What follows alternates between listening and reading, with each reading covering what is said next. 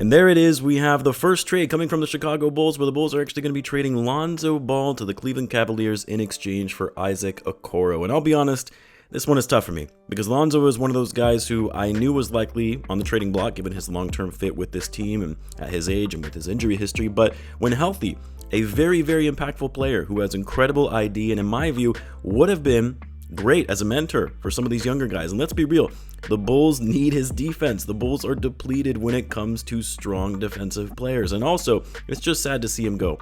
After everything he went through during his time with the Bulls, coming back and still being a serviceable player, when the Bulls signed him to that contract extension on a very team-friendly deal, 2 years, $10 million each year with a team option on the second year, you knew that was going to be a tradable contract. And now, here we have it. The Bulls are trading Lonzo for Isaac Okoro. Now, this just broke as I'm recording this, so we don't know if any additional pieces are being added to it, but knowing this front office, highly doubtful they're also getting any draft capital in return for this deal. I'm sure some Bulls fans are going to lose their minds that picks weren't added to this, which, let's be real, very unlikely you're going to get draft capital for Lonzo Ball given his injury history. And while I don't think Isaac Okoro is going to move the needle much for the Bulls, he does fit the mold of what AK is bringing to this roster. Young players with experience, 24 years old, former number 5 overall pick, was actually drafted right after Patrick Williams.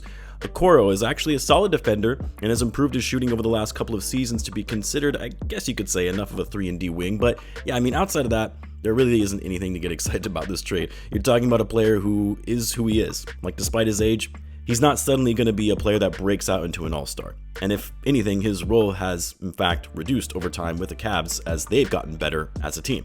From a contractual perspective, too, somewhat worse, actually, because while he's making around the same as Lonzo, I believe Okoro is at $11 million, he has 2 more years fully guaranteed on his deal, whereas Lonzo was on a team option for that second year, effectively making it a 1-year deal.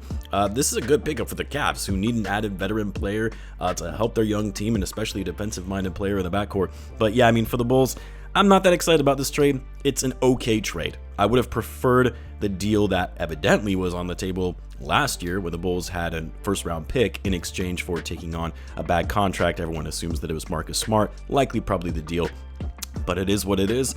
Now here we are, and the Bulls have moved on from Lonzo Ball. That era with the Bulls has finally ended, and now they've got Isaac Okoro. It'll be interesting to see what additional dominoes happen after this. It's crazy that Nikola Vucevic is still on this team after all these years. A player that probably not going to be around much longer for the Bulls, but who knows? A lot of people are speculating that there just really isn't a market for Vucevic, and he's probably going to have to play the final year of his deal. But anyway, initial reactions, gut reactions, really. I'll probably have a little more in-depth video on Isaac Okoro, how he fits in with the system, but wanted to get my initial reaction out to you guys. So let me know what you guys think in the comments. As always, be sure to subscribe. See you guys in the next one.